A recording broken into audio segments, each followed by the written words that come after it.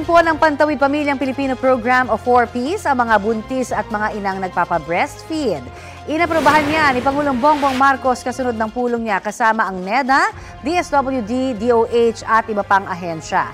Pinaaral na ng Pangulo sa DSWD at NEDA ang mga numero para sa dagdag na ayuda. Inaasahang makatutulong yan para maiwasan ang malnutrisyon at stunting o pagkabansot ng mga bata, lalo na sa first 1,000 days. Kabilang na rin po sa makikinabang ang mga buntis at lactating women sa expanded 4Ps. Kaya naman pag-usapan po natin yan at ang sistema ng cash aid distribution sa mga LGU. Kasama po si DSWD spokesperson ASEC Irene Dumlao. Magandang umaga at welcome po sa Balitang Hali, ma'am. Magandang umaga, Ms. Connie, and of course, magandang umaga din po sa lahat ng sumusubaybay ng inyong pong programa. Happy Independence Day po. Yes, Happy Independence Day po. ASEC, kailan ho ba ipapatupad itong expanded 4Ps coverage kung saan kasama na nga po ang mga buntis at saka mga nagpapadedeng mga ina? Well, unang-una, Ms. Connie, nais nating banggitin na this is a welcome development for the DSWD being the lead nga po in social protection. Nire-recognize po natin na very critical yung first 1,000 days dahil dito po nag-uumpisa yung brain growth ng bata. Ito yung period na kung saan yung kanyang fundamental well-being ay nabubuo. Kung kaya nga irreversible yung epekto sa bata kapag ang kanyang kalusugan at nutrisyon ay hindi po nabantayan. Opo. Kaya mahalaga po yung pamumuhunan sa nutrisyon at pagbabantay nga po sa kapakanan ng mga ina, buntis, yung mga buntis na ina, sanggol, at yung maliliit na bata, bilang isang paraan po nga upang mas mapaunlad natin ang kanilang kinabukasan. So, sa katanungan kung kailan po mag-uumpisa, ito po ay i-announce po ng DSWD dahil sa kasulukuyan, pina-finalize po natin yung details nito. Meron na ho ba tayong alam kung magkano po ang dagdag dito? Well, gaya nga nyo nang nabanggit po nyo, pinag-uusapan ito ng DSWD, DTM at NEDA upang matiyak kung magkano po yung cash grant na ibibigay po natin sa kanila. Pero pagdating ho sa sistema, dun ho talaga kailangan maplansya ng husto, di ba? Paano ho natin masasala kung qualified nga ba o hindi at masisigurong mapupunta talaga doon sa mga totoong nangangailangan po ang ayuda?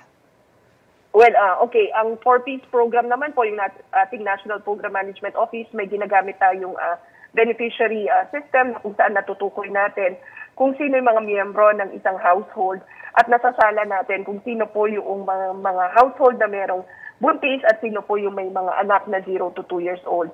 So sila po yung ating imo-monitor dito sa program and sila po yung titiyakin natin na ma-assist nga po and mababantayan na makapag-comply doon sa conditions ng program na maisaset po para sa kanila. Opo, dahil may mga, ito nga, recently lamang, may nagreklamong buntis po mula sa Davao del Sur na nakuhaan siya, hindi ba, ng kanyang ayuda mula ng na konsulta niya ito sa barangay, no? Paano hindi mauulit kaya yan? Well, unang-una, syempre, ang pinakamahalaga, and I think this is one of the mandates of the DSWD, yung talagang empower the poor, the vulnerable, and the marginalized. So, kinakailangan mabigyan natin ng sapat na impormasyon ang ating mga beneficiaries. Dapat malaman po nila na yung tulong ng gobyerno ay para po sa kanila at hindi dapat kunin o kaltasan inuman. Napakahalaga na when you inform them of their rights and encouraging them to assert it sa pamamaraan na tama at wasto, walang sino man po ang makakakuha noong mga assistance na ibinabahagi ng gobyerno po para sa kanila. Naayos na ho ba yung mga sinasabi ng problema na minsan nga may nagre-report po sa amin na yung mga ayuda na babawasan ho ng 20% pagdating po sa mga binibigyan nito. Kayo ho ba ay aware at na kung sakasakali naayos na ho ba ito mga problemang ganyan? Well, Ms. Connie, ang mga assistance naman po ng DSWD, kapag hindi sinasagawa yung payout manually, binibigay po natin ito sa kanila sa pamamagitan nilang cash cards. Ngayon din po sinasaayos natin yung pamamahagi ng tulong through digital or electronic wallet. In this manner, matitiyak po natin na hindi po dadaan sa kamay ng ibang personalidad o individual yung tulong po na ating ipinapahagi. Diretso po na pupunta po o makakarating sa kanila through their respective accounts. Okay, so yung pangalawa po, Opo, go ahead. And of course, pangalawa, yung lagi nating rini-remind sa ating mga beneficiaries na kapag meron po mga ganyang cases o instances na may kumukuha po, nag-withhold ng mga cash grants para po sa kanila, i-report po kaagad sa DSWD dahil definitely the DSWD will look into the matter immediately. Okay, may hotline ho ba kayo na pwede nila hong tawagan? Tama, Ms. Connie. Aside from the official communication platforms of the DSWD, meron rin po tayong mga hotline numbers. Maaari po sila magpadala ng mensahe o maaari rin po silang tumawag sa bilang na 0917, hinahanap ko,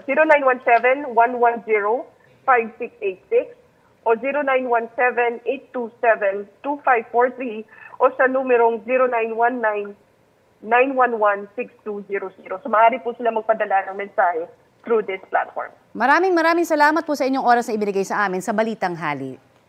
Maraming salamat din po, Ms. Connie. DSWD spokesperson ASEC Irene Dumlao.